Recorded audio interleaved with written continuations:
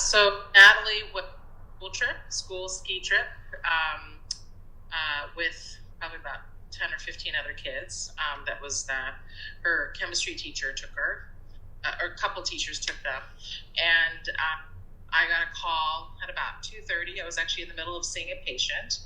I got paged out of the room, and my receptionist said, your daughter's teacher is on the phone.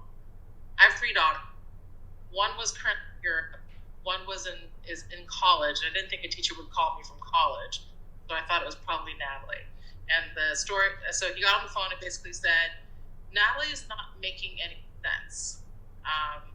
We don't know what happened. I'm here at the ski lodge with her, and she's totally confused, doesn't know what year it is, doesn't know what she had for lunch, and where over to, she was at ski patrol, and then she would go over to the hospital.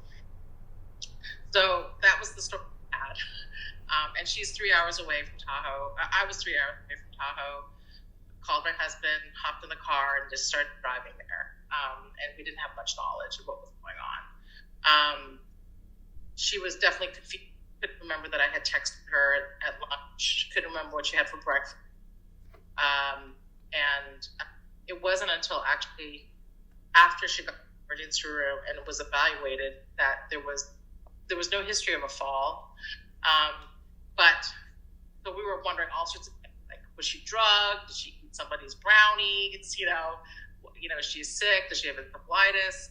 And then it turned out probably about, 4 hours later, one of the other students said, oh yeah, I was up on the lift and I saw her going off the ski jump, and she had jumped off the ski jump and fell backwards, hit her head, but gotten right back up and kept skiing. And I think that was afterwards she had skied to the lodge, and that's when her teacher knew that she was confused. She was wearing a helmet.